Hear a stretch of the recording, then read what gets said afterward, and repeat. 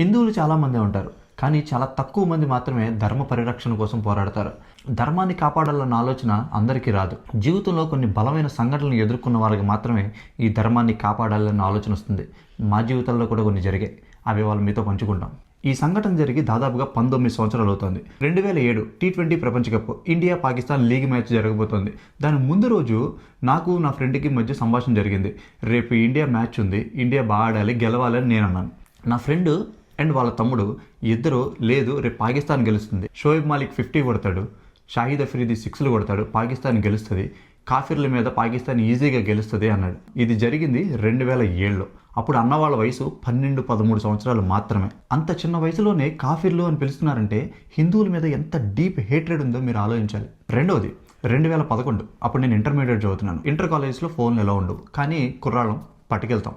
ఒకరోజు చెకింగ్లో నా ఫోన్ పట్టుకున్నారు. ప్రిన్సిపల్ మీ పేరెంట్స్ని తీసుకురండి, అప్పుడే ఫోన్ ఇస్తామని చెప్పారు. నేను భయపడిపోయాను. ఇంట్లో ఏం చెప్పాలి, రేపొద్దు నా ఫోన్ ఎలా తీసుకోవాలి అని భయంతో ఉన్నాను. ఈ టైంలో నా పక్కన ఉన్న ఫ్రెండ్, నువ్వు యేసు ప్రభుని నమ్ముకో, యేసు మాత్రమే నిజమైన దేవుడు, ఆయన్ని నమ్ముకుంటే నీ కష్టాలే ఉండు, నీ ఫోన్ నీకు వచ్చేసింది, నువ్వు ఒక పని చేయి, నువ్వు ఇప్పుడే క్రిస్టియన్గా మారిపో, ఇక నుంచి నీకు ఎలాంటి కష్టాలు ఏమి రావు అని చెప్పాడు. ఒక్క క్షణం నా టీనేజ్ మైండ్ ఆ మాటలకి ఇన్ఫ్లుయెన్స్ అయిపోయింది. అవునా, ప్రభువుని నమ్ముకుంటే మనకి ఈ కష్టాలు ఏమి ఉండవా అని ఇన్ఫ్లుయెన్స్ అయిపోయింది. తర్వాత నాకు నేను సర్ది చెప్పుకున్నాను, నా ఫోన్ నాకు వచ్చేసింది, అదంతా వేరే విషయం. ఇంత చిన్న వయసులోనే మీకు ఇంకొకరిని మతం మార్చాలన్న ఆలోచన మీకు ఎందుకు వస్తుంది? అసలు ఎవరు చెప్పి పంపిస్తున్నారు? అంతెందుకు, మాకు బాగా పరిచయం ఉన్న అన్న కూడా మమ్మల్ని మత మార్పిడి చేయడానికి ట్రై చేశారు.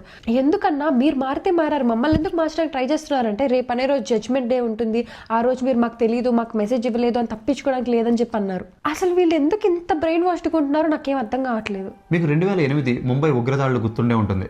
దాంట్లో కాంగ్రెస్ లీడర్ దిగ్విజయ్ సింగ్ ఒక అడుగు ముందుకేసి దీన్ని హిందూ ఉగ్రవాదం అన్నాడు. దాని మీద ఒక పుస్తకం కూడా రిలీజ్ చేశారు.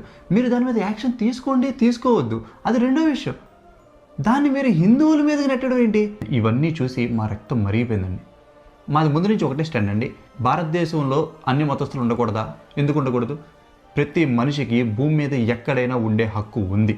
కానీ లివ్ లెట్ లివ్. మీ ధర్మాన్ని మీరు ఆచరించుకోండి, మా ధర్మాన్ని మమ్మల్ని ఆచరించుకొనివ్వండి. దీన్ని ఒక అవేర్నెస్ వీడియోగా తీసుకొచ్చామండి. మీరు కూడా ఇలాంటి సంఘటనల్ని చాలానే ఎదుర్కొని ఉంటారు. మీ అభిప్రాయాల్ని, మీరు ఎదుర్కొన్న సంఘటనల్ని కామెంట్స్లో తెలియజేయండి. జై శ్రీరామ్.